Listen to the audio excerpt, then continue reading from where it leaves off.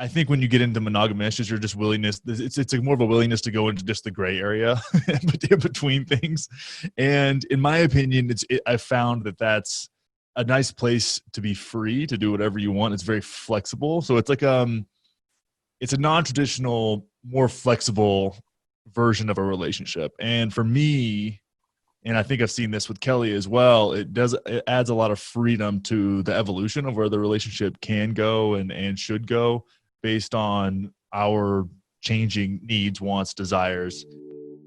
Welcome to the Worth the Fight podcast, where we bring you powerful conversations surrounding the sensible and therapeutic use of psychedelics and plant medicines towards healing trauma. I'll introduce you to guests who, through their own personal journey and transformation, tell the Worth the Fight story. I'm your host, Matt Simpson, author of Worth the Fight, Acting for a Better World, a guide to spirituality, psychedelic medicines, and overcoming trauma. Thank you for listening. Hello, everyone. Welcome to another episode of the Worth the Fight podcast. Before we dive in, I have some very exciting news that I'm thrilled to share with all of y'all. The Worth the Fight podcast has joined the Soulfire Productions podcast network. I love Kelli and Conner, which happen to be our next guests, and the work they're doing as pioneering podcasters. I'm elated to be in the company of other inspired people sharing high vibe content, bold high vibe content with our human family. So much more to come on this new exciting development in the episodes to come. Our next guests on the Worth the Fight podcast are Kelli and Conner, the hosts of the OK Babe podcast. Check them out. They are doing incredible work for our human family. They have some very intriguing and provocative messaging around conscious relationships, and they are bravely confronting some of our societal taboos around sexuality and sex. Kelli, you might remember, was an early guest and supporter of the Worth the Fight podcast, number 11, sharing her gifts and insights around women's holistic healing and ceremony and her sexual awakening. I loved our conversation. And I've given a lot of thought to the way that they walk through the world. Very impressed. Clearly, they've done an immense amount of work around themselves, self-work, self-care, to navigate in these charged waters. I am admiring them on such a deep level for many reasons. My next book is centered around conscious connection and male vulnerability, with the underlying premise of my research forthcoming being how we give ourselves to our job, career, calling, or vocation is the very same degree to which we give ourselves to our chosen intimate partner and close family relationships. They are modeling the path and sharing loud and proud in a very humble, grounded, and honest manner. Very transparent, almost radically transparent. And I think that is, we live in a sick society where we're not given proper education around sex, and I look at them as pioneering sex educators who are sharing their experiences, again being open, raw, real, and vulnerable about their relationship and navigating these, I would imagine, challenging waters. Without further ado, I give you our conversation with Kelli and Conner, the hosts of the OK Babe podcast. Thanks so much for listening. I am here with Kelli and Conner, the hosts of OK Babe, a pioneering podcast about conscious relationships. Can y'all tell me what does monogamish mean to you? Wait, hold up. You just called us pioneers. I want to start there. That is just scary. I think that this delving into conscious relationships and some of these taboo charged things that y'all talk about is vitally important. So yes, you get that definition of being pioneers. I appreciate that, Matt. Conner, do you want to start with this definition? Yeah, I'll try. Since you introduced me to this. Yeah. I think monogamish, when it comes down to that phrase, to me, like there's the monogamy camp, and there's like the polyamorous camp and the open relationship camp. There's all these different kind of camps, right? They're kind of closed off. And I think when you get into monogamish, is you're just willingness. It's more of a willingness to go into just the gray area between things. And in my opinion, I've found that that's a nice place to be free to do whatever you want. It's very flexible. So it's like it's a non-traditional, more flexible version of a relationship. And for me, and I think I've seen this with Kelly as well, it adds a lot of freedom to the evolution of where the relationship can go and should go based on our changing needs, wants, desires, etc. Can you also share, before I give my input, on why you wanted this type of relationship? Yeah, I mean, it's a longer story than I can probably get into, Yeah. but when I was probably like in my late 20s, I realized that I dated girls that I feel like I thought I was going to marry, or I could have married, or that were really just great. And even looking back now at those women, I'm like, oh, I had these really awesome girlfriends, but I kept blowing it up and just like ruining it. Right. So to a certain point, I realized, I think I was about 28 years old. I realized that the common denominator was me. And this is when I kind of get into self-work and things like that, that all these girls were very different and from very different backgrounds, very different families, very different personalities, but the relationships kind of went the same way. So I realized, like, well, then I'm the only, I'm the common denominator here. So I've got to really reevaluate how I go about a relationship, because at this point I'm feeling like I'm broken, right? Like I'm messed up. So I started researching and looking into different styles of relationships, which at first, I thought, polyamory seems like a logical conclusion, because it made me feel less broken. Like, okay, I'm not the only person who's had this experience, and got into like the book Sex at Dawn and The Ethical Slut and Esther Perel and all of this stuff, and just trying to gain an understanding, biologically, psychologically, to what was going on. And over time, over the next 5 or 6 years, I really started to, you dive all the way in, and then you're like, an advocate for that, just the same way anybody does when they're excited about something, whether it's Christianity or CrossFit, like you're just like, or psychedelics. It's like, oh, this is the best thing ever. And then you kind of take a few steps back and get a little bit of a more pragmatic approach to things. And that's where I kind of ended up with myself, was that not that I wanted to be polyamorous or anything like that. I didn't need like sister wives necessarily, but I did want to leave room in my relationship for things to change and be very flexible. So that kind of became the standard at which I held my relationships to, and not from a place of judgment or this is the right way or I'm more evolved or I'm, all that. Like, that's the shit that just really turns me off to all of it, is like, oh, well, if you're not polyamorous, then you're just not, you haven't evolved. And I'm like, well, that's not true. It's a very personal preference, but it became the lens that I kind of started to see things through and changed just kind of what I was putting out into the world. And then, of course, that changed kind of what came into my life. Well, and I think for Conner too, there's definitely, like, around commitment and around things looking a certain way, there's definitely like a discomfort there. And so what I think Conner's equation for commitment is freedom and the ability to change and grow and evolve. And that allows for commitment. So I say that because the more we have grown into this monogamish style relationship, the more committed to me he is, which at first I was very disturbed by, because I was like, oh, so I let you talk about other women, we have threesomes with other women, and so now you're like all about me. And at first that made me feel really bad, and I was just very confused. But what I realized is that for the both of us, freedom is such an important component of relationships. It is something that he sought out and looked for far before I even realized that's something I wanted. And so that's something that he's taught me. Never did he say, hey, we have to do this thing, or our relationship has to look like this.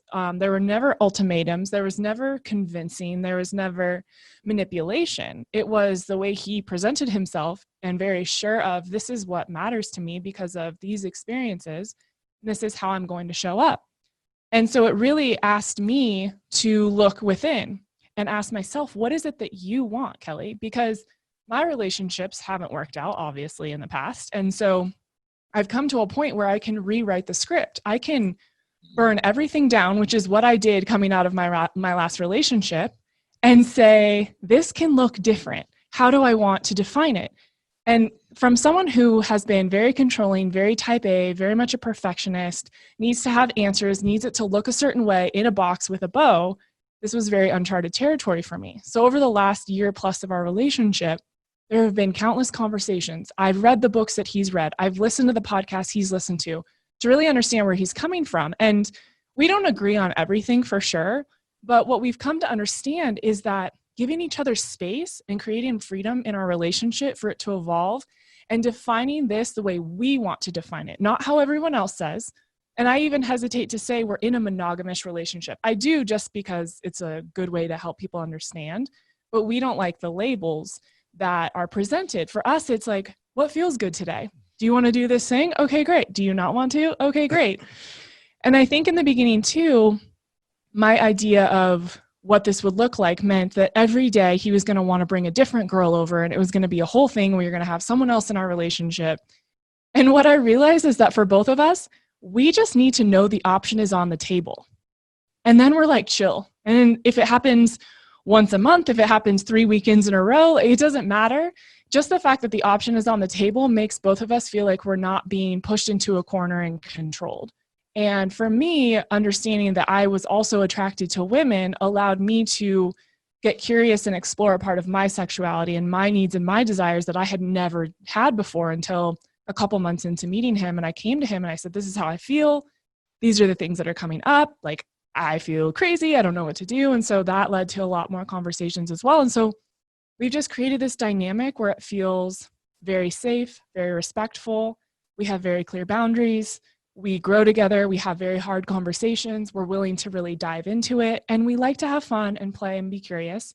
And we don't want to have what we've had in the past, which is relationships and experiences that are not supportive of who we are and where we want to go. And I think we both really show up for each other in beautiful ways and see each other and allow for the space and the growth that we both want in a long-term, potentially life partnership. Wow. Does that make sense? That's such a long story. Sorry, Matt. So much goodness to unpack there from both of you. And first, I want to applaud and honor both of your courage to just tell it how it is, and how, you know, and to share in a real and raw manner your personal experiences and why. And what is really alive for me is that y'all have crafted and cultivated a very strong container to grow in. And you know, the aspect of freedom being so important to both of you, and to have the option is, you know, I've given a lot of thought to this style of relationship on my journey, and I feel like I'm ready to meet that special person. I feel like I have met that special person, and I'm just trying to convince her. You're precious. I love it. And do you need me to call her? I will call her for you. Maybe. But the idea that again, you know, you can craft whatever story. We live in a sick society, and I think that we can all agree on that what is in place isn't working right now. And the idea that two people can consciously craft that which they wish to bring forth, I don't think is that unreasonable. And I think that it's just a very courageous of both of you, because of certainly the scorn and the judgment that you get from, and that goes into the pioneering aspect of like, hey, this is who we are, and we're going to fucking do it anyways. And y'all can follow suit or not. We don't really give a shit. I think that's a really powerful position to just, you know, put out your truth, and you're a integral part of the retelling of the story. So thank you. Thank you for that. And you know, there's been so much goodness that you know, we talked about on the pre-call, like how many different directions we could take this, what's going on in the world with COVID-19. You know, we have these big challenges with most of our major cities on fire, which is a good question, is which direction will we take this? Yeah, right. We will find out.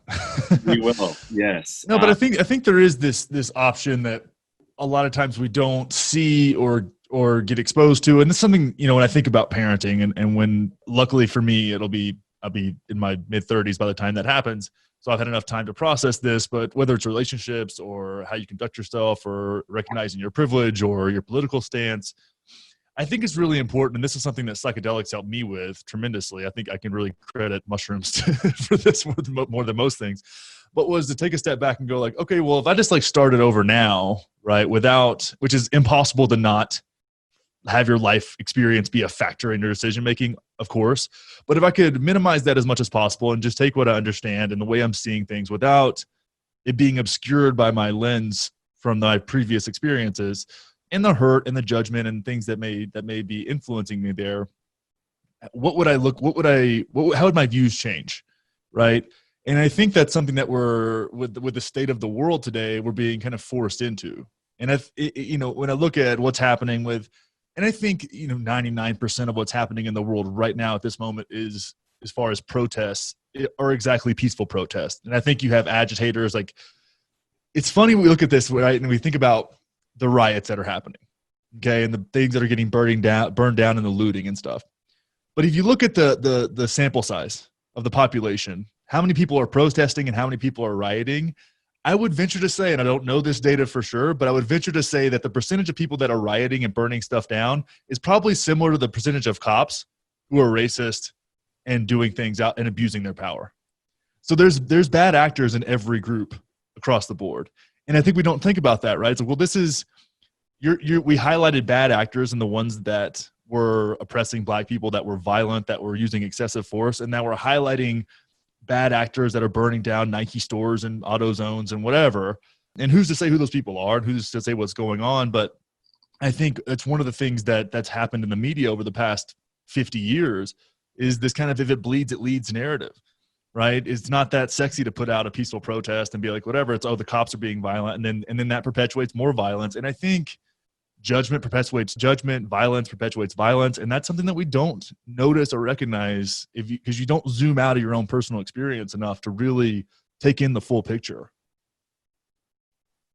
Beautifully said. Yeah. The media, is something that I've given an immense amount of thought, and the way that they, are throwing fuel on these little flames, and we're in these unprecedented times with social media and unprecedented times of fear, and I mean, shit was real before COVID-19. We have to remember our president was in the process of being impeached, and then COVID. That feels like lifetimes ago. and then we all know from being in the self-development and the wellness space of stacking things on top of each other to develop inspiration and more flow. And right now there's all these things that are stacked right on top of each other like a pressure cooker. And I think the lid just blew this last week. Yeah. Well, and I truly believe that this all had to happen at once. And if you look at what's happening energetically, astrologically, every time there has been some sort of riot or giant movement, there has been an alignment, whether it's astrologically or energetically, that looks exactly the way it does right now. And I think that when it comes to collective consciousness and society overall, there is this sort of meeting that is bigger than all of us that has to happen in order for massive transformational change. You don't get to have the world many of us desire without burning this horrible fucking system down all across the board. And that is why you have to have Donald Trump in office. You have to have COVID. You have to have a war of races so that things can get so big and so bad and so blown up and literally burning so that we can change the narrative. People weren't listening for so many reasons, and that became apparent in all of these different things happening right now. And so now everyone has to listen. There is no other option because people are out of work, people have no money, people are dying for many reasons, and people are fucking pissed, rightfully so. What are we going to do about it? We don't respond when things are calm. It takes us to be completely pushed out of our comfort zone. And I was even saying, I have this sisterhood call that I'm a part of every week, and it's a lot of leaders and teachers in the wellness space. And we were saying that unless you are pushed to such discomfort, unless it is actually affecting you, you are not going to be moved to change. And I took responsibility for myself in that COVID wasn't really affecting me. We have a beautiful home, a safe home. Both of us felt kind of sick, but we were never like COVID sick. Our company was continuing to do well. We work from home already. I'm an introvert. I didn't care that I couldn't be out. Like, my world didn't really change. All of a sudden, there are riots and things are burning and people are being killed left and right. And I couldn't stop crying. And I was like, what is happening? And it finally hit me. You have to get deeply uncomfortable to a point where whether your body is physically shutting down, whether you have no money, whether you lose your job, or you are just emotionally so distraught and so disturbed that you are willing to take action. And I think that is what is happening across the globe right now. And it took all of these massive tragic events to get us to move. Beautifully said. Yeah, spot on. And this is something that is on everyone's radar now. No one can hide from these important conversations, and there is a true blessing in that. Is that like, hey guys, now we can have these important conversations that we've been ignoring to have for the very longest time, and how can we solve that was a big theme on a recent podcast I had with Zach Carruthers, the bassist of Portugal the Man. We kept on talking about, like, how do we solve these problems if we're not even having these conversations? So, it's my hope and prayer that people can kind of shake off the fear and get in the game. And find a way to grab a shovel and find a way to be of service. I think we're in a unique time where there's more people hurting and struggling and in pain than maybe in the history of certainly our modern day civilization, maybe ever. And so there's definitely ways to be of service to people that are struggling. And, I had an interesting conversation, a very spirited 1.5-hour conversation out of the middle of nowhere last night with my dear friend, John. And we're talking and engaging some of these aspects. And I loved it because we're testing ideas in a non-dogmatic manner. Some of the things he was not in agreement with me. And there was a lot of things that I was saying that he wasn't digesting. And there was a theme that it came up about the people in the psychedelic space and the wellness space. They, a lot of them are 6'4" white men that look like me, and we were talking about, and that was an extension of the white privilege conversation that we were having. And we talked a little bit on the pre-call about the wellness industries. It's whitewashed. It's white people giving a message towards other white people. And how do we make this message more inclusive for African Americans, for Latinos, for people that need wellness more than any time before, and also in the psychedelic space? I think that 99% of the people that are undergoing psychedelic therapy are white people that have the ability to raise their hand and speak out, and they're not fearful of our unjust criminal justice system and some of the underlying fears that they have about what would happen if they do speak their truth in our world. What are your thoughts on that? Where do we go and how do we move forward? Well, I think one thing that's important to note, and I've been actually talking about this for quite some time, is that self-growth on its own is kind of a privilege, right? I think that when you see people that are driven to self-growth in a way that is very genuine, they have enough stress, anxiety, challenges in their life to give them context and enough, I would say, space, whether that's space or security or stability in their life, to give them time to ponder it. Right. So if you have time and money and security to be able to think about the problems that you're having, but you have enough problems that they're real, with that intersection, that Venn diagram, I feel you get a lot of self-growth. And you can then consider possibilities like maybe I'll spend $3,000 and go to ayahuasca in South America, right? Or find somewhere else to do it. Or maybe I'll, hire a coach, or maybe I'll get a therapist. I think one thing we don't consider is like, well, how do we bring this to disenfranchised communities? when you look at that and you seek to be empathetic for those people, you got to understand a lot of times if you're working 2 jobs and you've got a couple of kids, like you just don't have the space or the stability to ponder life, right? Like it's funny. So my dad just got out of prison, and we were talking yesterday. It's the first time we've talked in a while, and I haven't seen him in about 5 years, like in person. Last time I saw him was through a piece of glass about 5 years ago, the week after I did ayahuasca for the first time, by the way. And the funny thing is, since he's been in prison, he has become addicted to Jordan Peterson. He's like, do you like Joe Rogan? Like, it was so funny. But he had time to ponder these things because he's sitting in prison for 5 or 6 years. So is one of the things where I feel like we think like everybody has the opportunities that we have, right? And having had experiences like that, and also having the space and stability to ponder things, it's really been helpful. And I think that intersection of struggle and stability is what we should seek to create, right? Can we create a world, and this is why I was such an avid Bernie Sanders supporter, can we create a world where people are getting paid a living wage, right? If you can do that, if you can create a society where we reinvest into our communities that are struggling the most, where people have a little bit of time to read a book or listen to a podcast or continue their education, then you're over time, right? Because none of this stuff happens in a snap. It's going to take 10, 15, 20 years, and people don't like to hear that.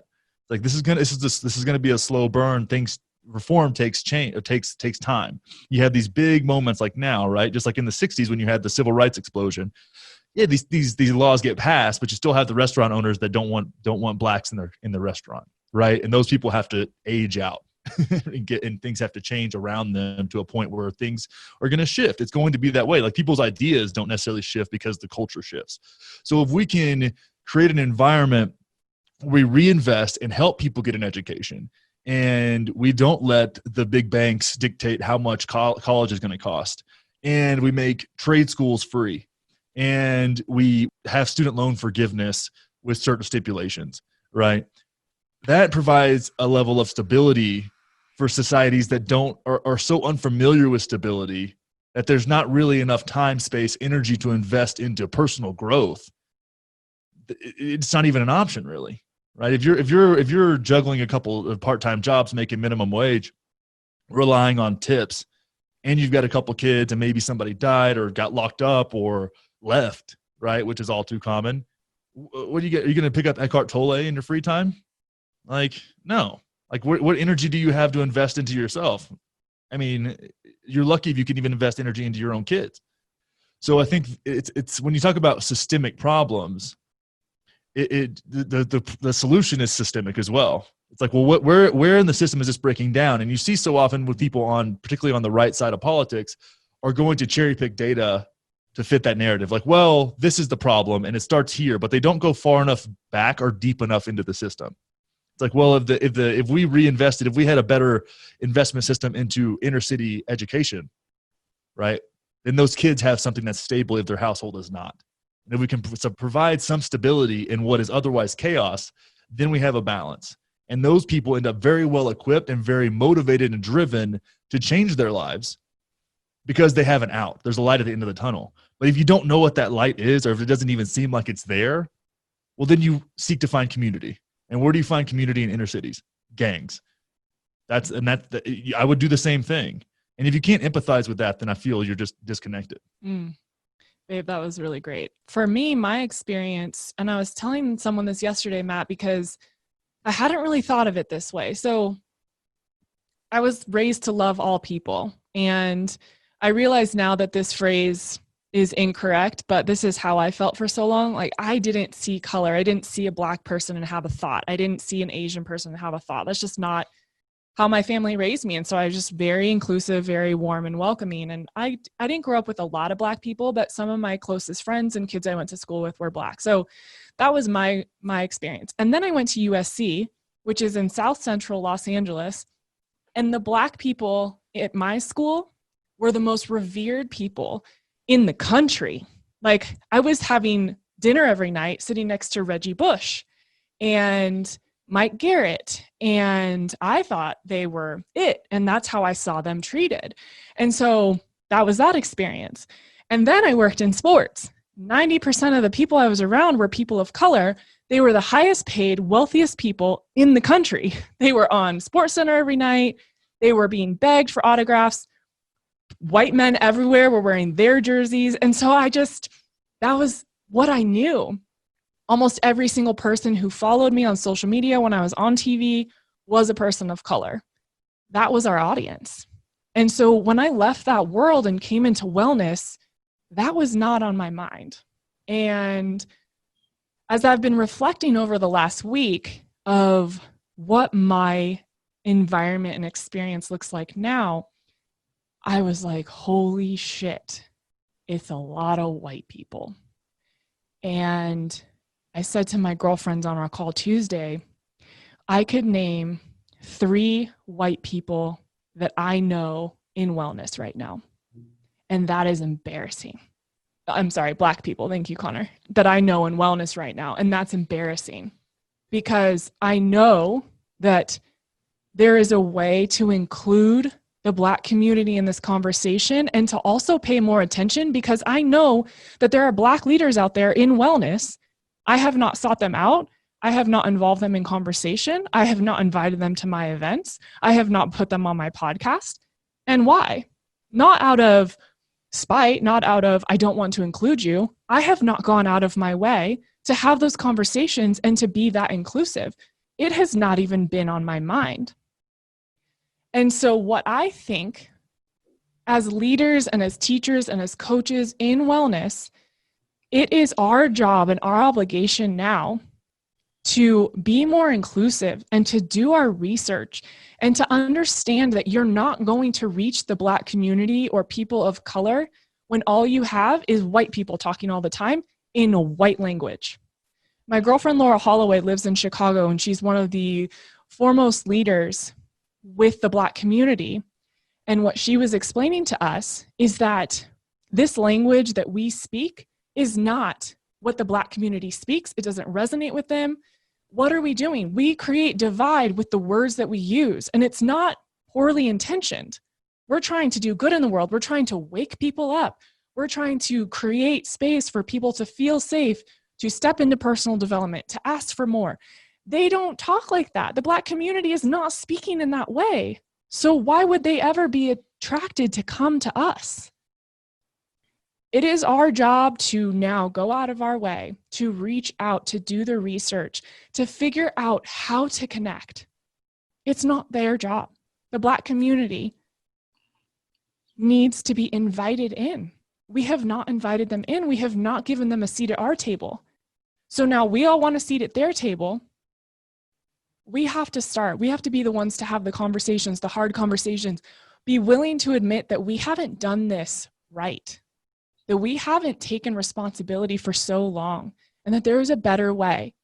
And it doesn't mean we beat ourselves up, which is kind of where I've been the last week. I've been just crying, feeling so ashamed, so embarrassed by myself because I'm supposed to be this teacher and this leader, yet I've been doing all these things or not doing all these things for so long. We're here now. We have more information. We have more knowledge. What are we going to do with that? The wellness space, psychedelics, doesn't need to be whitewashed. And there's a way for us to give access to everyone to healing, to growth. And like Conner said, there is a systemic problem underneath this all. And I really agree with him that that's where this starts. And then the trickle-down effect and the teaching and the showing the way for everyone. It has to begin somewhere. And it is our job now to be the ones to use our voices very much in the way Conner has done with his show, to show people that this is not okay and there is a different way to go about this. Beautifully said, both of your shares. So much to unpack there. Really, solutions. Solutions are you guys are both really giving a lot of good positive ideas. The Kelli, the notion of and I was feeling a lot of what you were describing late last week when really shit hit the fan, and I was like, oh man, and I started self-examining myself, and I take some bold stances in my book Worth the Fight, in calling the war on drugs for what it is. It's a war on Black people and a war on Latinos, but that notion of I can do more, and I can examine further myself, and this term that I'd never even heard of this term, anti-racism.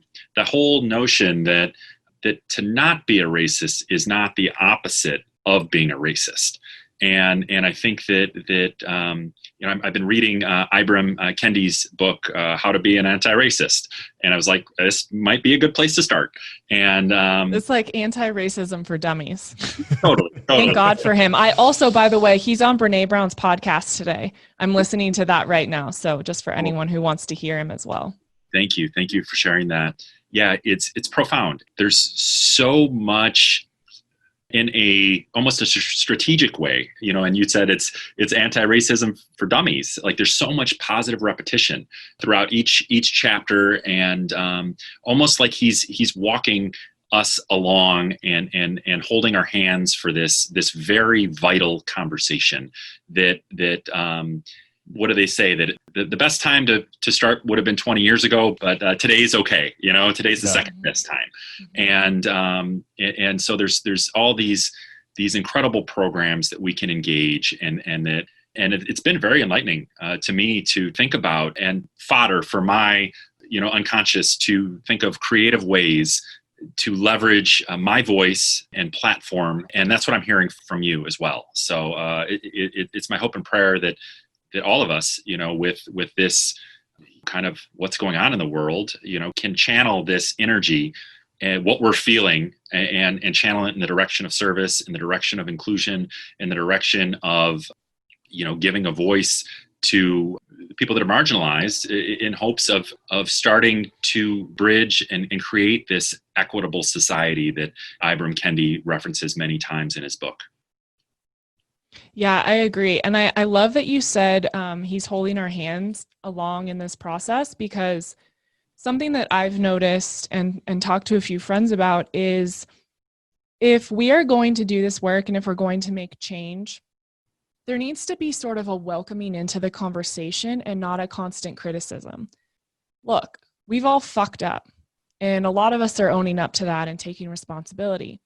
And in order for change to happen for the masses, people need to feel like what they're doing is positive, that the effort that they're making, that they're welcome at the table, that you're not going to sit down and be screamed at by somebody.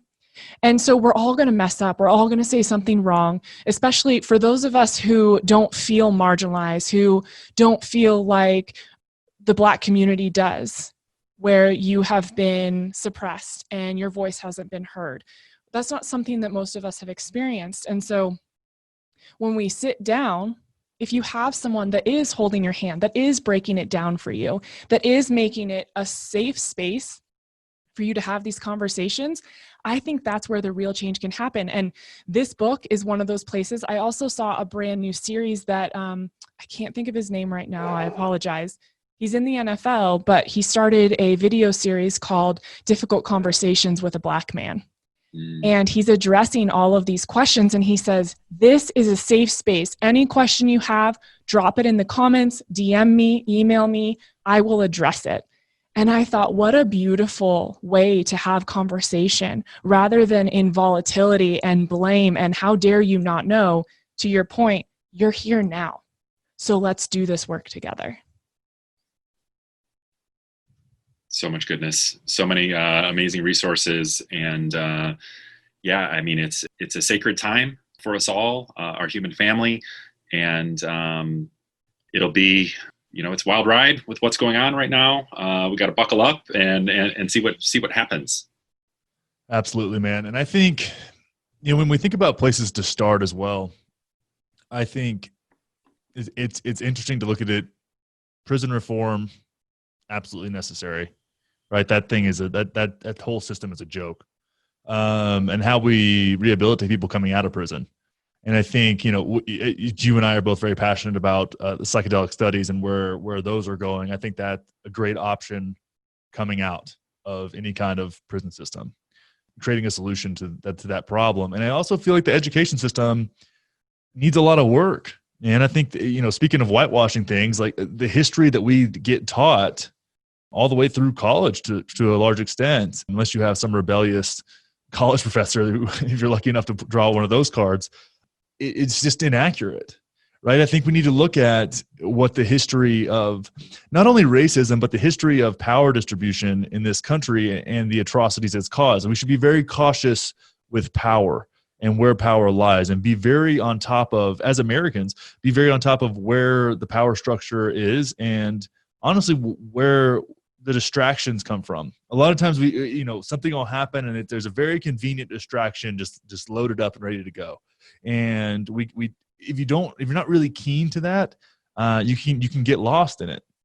So I think between the drug law reform, which is essentially prison reform, because that's why most people are in there, and education reform, I think we have a really solid opportunity to make long-term lasting change. Of course, things need to change now, but again, like I said, it's a long game here. So true. The drug reform being so tied to prison reform, absolutely. This is something that has been on my radar. This idea of like, hey, if these are plant medicines, if these are medicines and not drugs, our most esteemed institutions, Johns Hopkins, NYU, Imperial College of London, UW-Madison, the list goes on and on and on and on.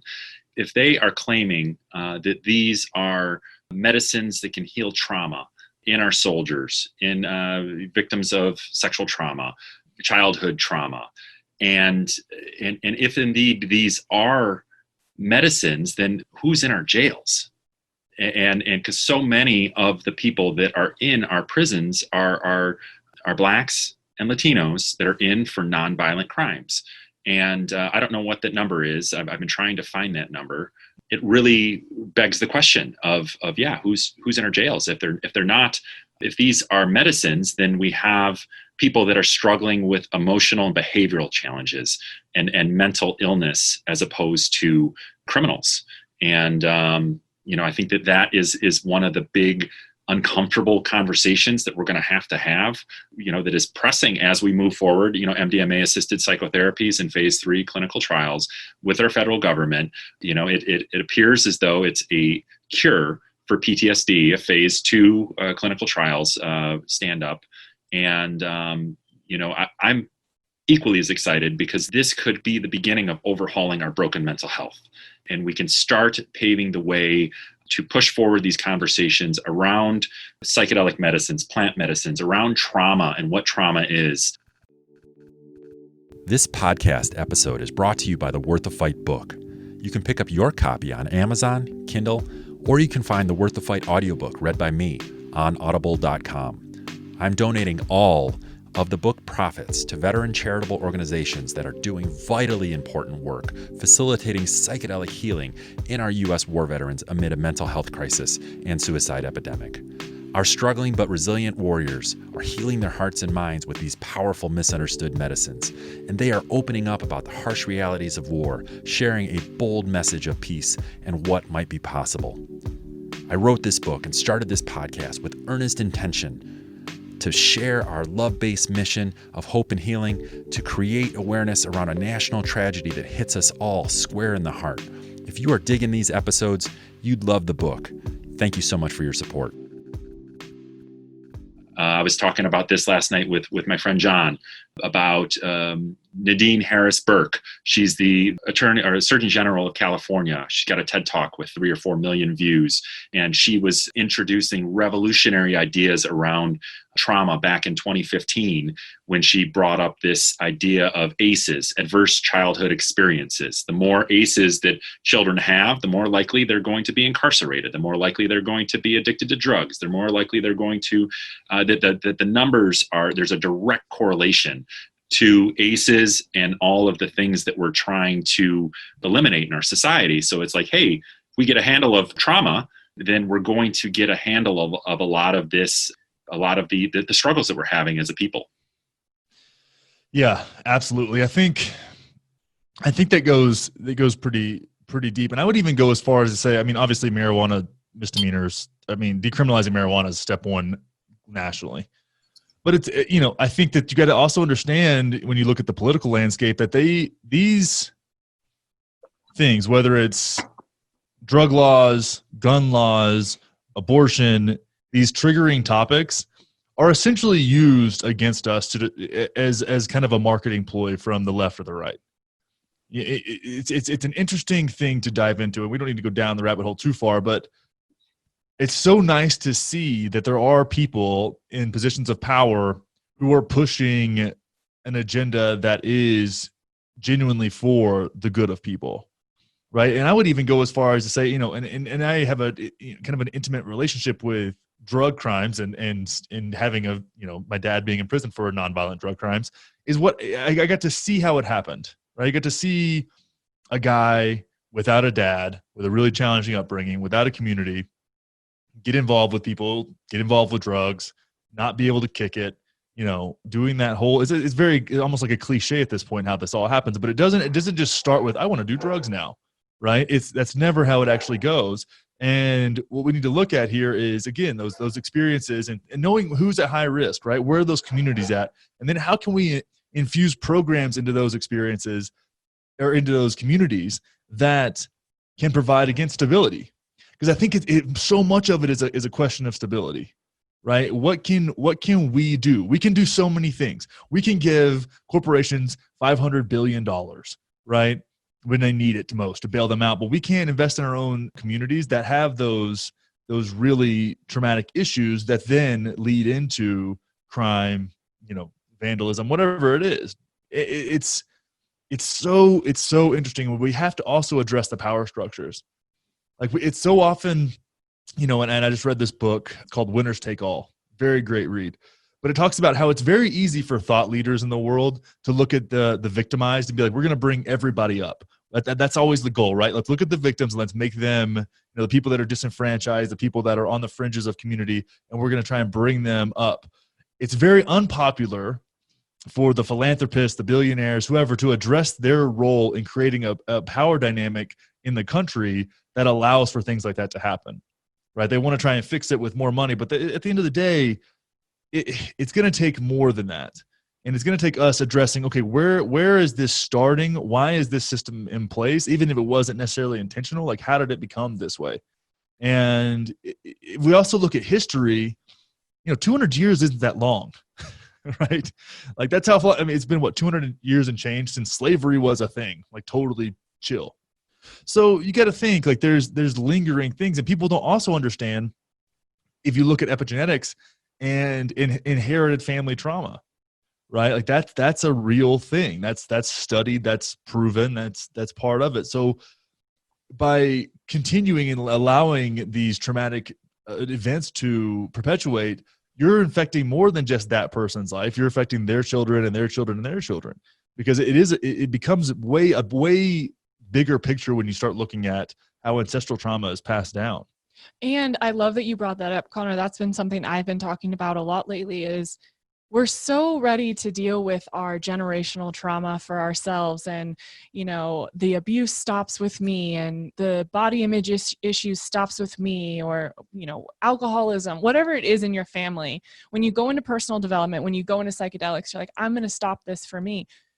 But again, if the Black community does not have the access that we do in personal development, doesn't use this language, that's not something that they have access to necessarily. And if we collectively understand that I have generational trauma, Conner does, you do, Matt, healing ourselves and also helping each other heal, giving each other access, welcoming you into the conversation, teaching, educating, providing resources that resonate with you so that you know that this can end with you.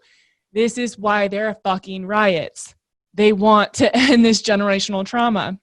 The fact that we don't see that, and we think that you can only do that by taking a course or having a coach or going to do ayahuasca, we are so blind to the fact that that is exactly the effort they are trying to make. They are trying to say, this stops with us. We cannot live this way anymore. This is their approach. That doesn't mean it's wrong. The Black community has their way, and what they've done for a long time and trying to be peaceful doesn't work. So in order for them to stop their own trauma and to end this for themselves, they have had to step up the game. They have had to get louder and more verbal and sometimes more physical. It doesn't make it right. No one's right or wrong when it comes to ending your own trauma, but this is how it has escalated and this is how it is going now. And to support them in ending that cycle, just the way you would support yourself in ending your own trauma, that is where we have to show up.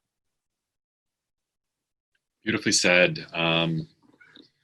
The no justice, no peace, is something that I've heard for the first time the other day. I mean, I like to, my angle would be that peace is I've been posting this, peace is the goal and the way. And, but I don't have that generational trauma that is brewing up to such a degree. And who am I to judge the actions? And if this is what is needed, a Foster the People song is coming to mind. Sometimes we got to go to war for peace. That's what's happening right now. And, it's my hope and prayer that there's, people like us all over the nation that are having these conversations. And this is a really good place to start iterating ideas and to start putting things out and holding ourselves accountable to leverage our, you had said something that was very, I hadn't heard yet, that notion of, not white privilege, but self-development privilege, and tying it to that aspect of kind of Maslow's hierarchy of needs, that, we have the luxury of exploring these non-ordinary states of consciousness. We have the luxury of exploring wellness and these aspects that there's a disconnect right now with the communities of color that don't have that. They don't speak the language. So, this has been such a fascinating conversation that is, surely going to yield tremendous, hopefully, perspective as to ways to integrate these conversations in a manner that will be inviting and warm and welcoming, and in that spirit of brotherly and sisterly love that I know from the work, vitally important work that y'all are doing, and the work that I'm doing, that is the underlying goal, is that how do we bring our human family together? And right now we have, a subgroup of our population that is hurting and struggling, and it's time for us to step up. Yeah, absolutely. I agree. I love what you said, Matt. Thank you. Well, I was going to tie this earlier, and I didn't get around to this, but we were talking about your, and maybe we can pull this all together here and wrap this up. The judgment and scorn that y'all might be receiving for being loud and proud, who you are sharing out in the open, and what comes to mind for me is like probably the family values that someone might preach. And we're talking about, like, where do we start? And I've waged war on the church because I think the church is at the fucking root of all of the craziness that we see here. This 1 in 5 sexual trauma that affects 1 in 5 of us. And the Catholic Church has the nerve to promote family values. And I love you guys for being who you are and for, sharing loud and proud and showing a new way to that is another option. I think it's an invitation for people to explore, and that whole idea that I'm going to tie the 1 in 5 of us that are exposed to sexual trauma in the early years of childhood development to the Worth the Fight mission and message of hope and healing, and that's been a big thing that we've come across, and a thing that maybe isn't popular, it isn't something that people want to hear, but like, hey guys, upwards of 90% of our war veterans that are healing from war trauma. It's not the arm that's missing. It's not the foot that was blown off in war. It's not losing a brother in war or a sister in war. It's time and time again the childhood sexual trauma that is at root. I've cited this, and I'll keep citing this probably every third episode. Sebastian Junger, a foremost thought leader, he wrote a book called Tribe. He's a foremost thought leader in PTSD, homecoming, and belonging. And his research shows that modern day soldiers in Iraq and Afghanistan were 2 times more likely to report childhood sexual trauma in the early years of childhood development than those that fought at random in Vietnam. So it appears as though the research is suggesting that this unchecked childhood sexual trauma that starts at the Vatican is perpetuating the war and conflict that we see here on Earth. I know that's a heavy notion to close out on, but thoughts? Yeah, man, I think about this a lot, actually. I hesitate to say that I've waged war on the church, but if I look at my actions over the past couple of years, that may That's be true. more accurate. It's true. Well, and it's not that I have an issue with Christianity or Catholicism or the teachings of Jesus and in any way, shape, or form. What I don't like, you think about, you say the phrase traditional family values, right? I don't think most people that tout that phrase and live by that mantra even know what those values are. Because what are they? If you can tell me what it's not, you can tell me that it's anti-gay, it's anti-abortion, it's pro-freedom. Like those things don't mean shit, right? If you could whittle that down into a few words, like maybe it's honesty, acceptance, compassion. That seems to be pretty in line with Jesus. But what the church tends to do is, one, they have far too much influence in policy.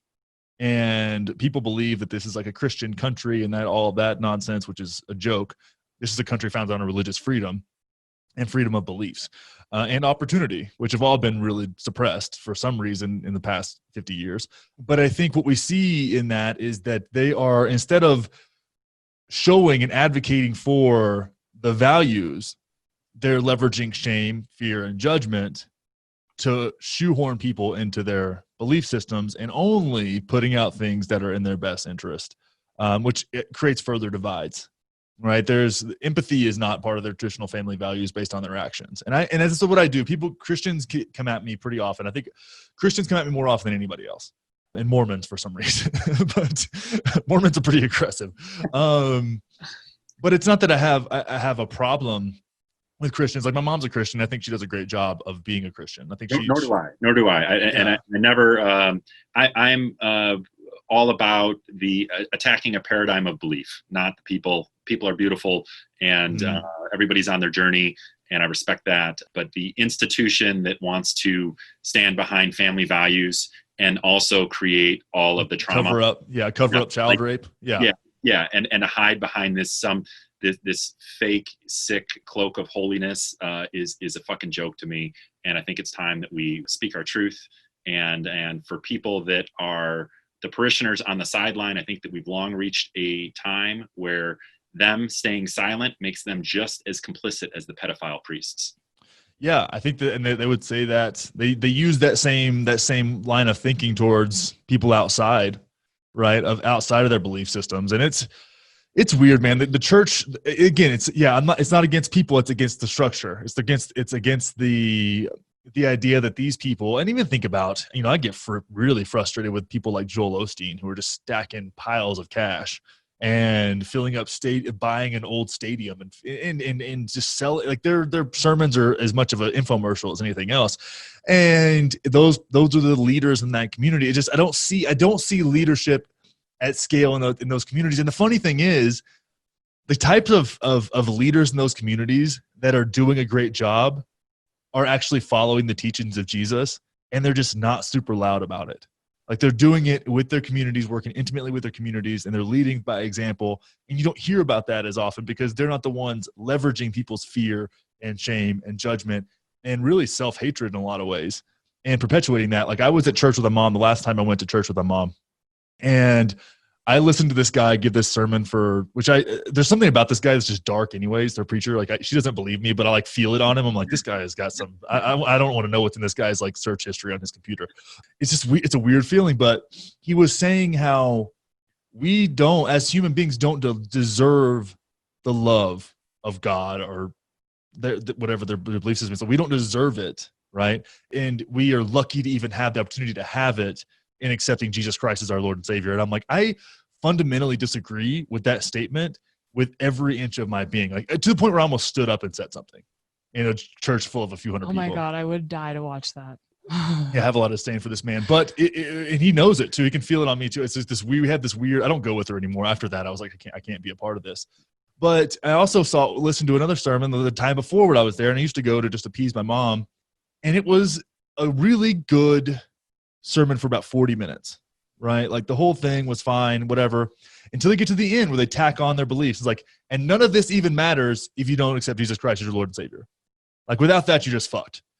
But all this other stuff was like good and compassion and, you know, doing the whole thing. And it was like, but it only matters if you do this. Here's like the guilt trip. Yeah. And then let me finish off with like, so you can be ashamed of yourself for having sex out of marriage.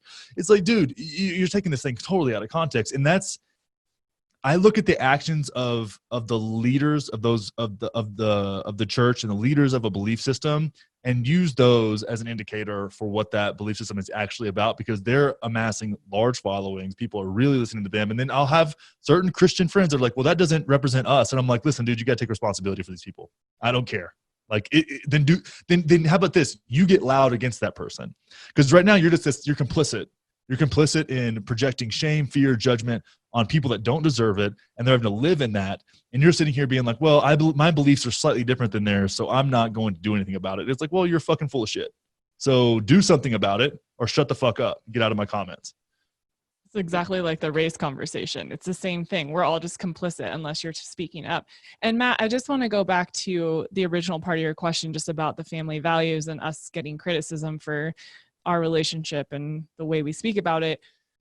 I actually am shocked to say this, but we have gotten more questions and curiosity, and I have had more women message me about coming out to their partners, about being bisexual.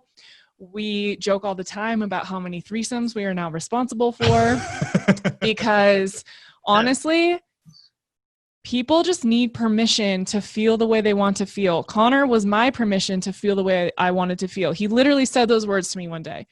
He said, why don't you let yourself feel what you want to feel? And no one had ever said that to me before. And I think that's where we are. I think that's why people are loving our content. When we talk about anything outside of whatever family values they've been taught, it doesn't matter what they are, something outside of the norm, outside of the box or their realm of understanding of what's possible, they're like, wait a second, I can do that? I was that person a year ago. I didn't know a lot of these things were possible, acceptable, okay, to be curious about, to have fantasies about, to want to act on. And I think what we're seeing is that across the board, from government to sex to race to religion, people are starting to ask questions that they never asked before. And one of my biggest pieces of advice to people is to ask harder and better questions. To yourself, to the media, to your environment, to the people you surround yourself with. Ask better questions, because without asking questions, you're just going to continue to live in the same cycle and perpetuate the same shit. And until you wake up to the idea that there's something outside of what you thought was possible, and you can break that down and make decisions for yourself, understand your why, not the why of everyone else and the way we all live based on other people's expectations and standards, that's when you can create your own life, your own agenda, your own belief system from your own why. And I think what we do is honestly just create a space where people can get curious and not feel shameful about it. We never try and convince people to have relationships like us. I don't think what we do is for everyone. We've done a lot of fucking work individually and together to create this foundation. But at the same time, you can spice it up. You can try something new. You can be curious and not feel really bad about it. You can have a conversation that you've never had with a partner before. And it just opens up your realm of possibilities. It opens up your chance for pleasure and fun and just enjoying your life. And so I think it's just the bigger conversation beyond just family values of what are your values? Most of us don't know our own value system. Ask better questions of yourself to get to the root of your own values, what matters to you, and then create your life from there. So much goodness. I'm so grateful for both of you and for this time. I want to be respectful of your time. Where can people find you? And if you do have time, maybe a final comment as to, words of advice for people that might be struggling with the stack of political instability, COVID-19, and our major cities on fire. I'll let Conner talk about all that. I'll tell you where you can find us. So we're OK Babe Show on Instagram. You can listen to our podcast anywhere. My Instagram is Kelli M. Tennant, and then Conner is at Conner Wanders. Closing thoughts. I mean, the best thing you could do is, in my opinion, right now, say what's on your mind, ask challenging questions, and just don't let democracy pass you by. Like there's local elections coming up. There's local primaries coming up. You can do you can do the most with your voice in your own community. So get involved with that. Whether that's attacking prosecutors who have let cops slip with this kind of stuff far too long, get in touch. Find some unbiased news like The Hill or I'd like to Intercept a lot as well. They do some really great investigative journalism. But get yourself educated. That's the best thing. Get yourself educated and get active as far as using democracy, which is a gift to us, to let your voice be heard. And over time, I think that's going to create a level of change that we'll be really proud of when our kids come around to speaking up for themselves. Beautiful. Thank you. Thank you for tying this all together. And thank you both for your time. Man, thank you for having us. Yeah, thank you, Matt. We love you so much. We are so grateful for the work you do. Keep doing what you're doing, brother. Yeah, it's incredible. Love it. Thank you. Thank you. Let's do it again soon. Yes. All right. We just finished another round of the Worthy Fight Mastermind, and I am now accepting applications for the next group starting July 13th. What is this community-based service initiative all about? Cultivating peace, calm, and resilience, and a spirit of anti-fragility, bringing more flow into our lives. We also spend much time broaching psychedelic medicines and psychedelic integration. Our group container mantra: first we create our habits, then our habits create us. We level up by looking within, and we lean upon each other in these uncertain times. Community support is essential in these unsettled waters in which we all now swim. In addition to the group coaching, I have a few spots left for my one-on-one empowerment coaching programs. If this resonates, please reach out for a free Fostering Flow discovery call. If this doesn't, that's cool, but I still implore you to seek objective guidance with all that is going on in our world. The buddy system is an absolute must. Find a coach, guide, or mentor. Now is the time to level up. For more information or to apply, visit nltrans.org. Much love, y'all. Peace. This has been Matt Simpson of the Worth the Fight podcast. Thank you so much for listening. You can learn more about our mission of hope and healing at worththefightbook.org. Please rate, review, and share this episode. Please help us expand our circle of influence and get these vital conversations out to our human family. Also, if you are in a financial position to support the show, you can help us push forward these conversations with monthly donations on Patreon. This podcast is a tremendous amount of work for me, and I have stellar guests in the queue. Please help if you can. Thank you for listening to this programming. Much love, y'all. Peace.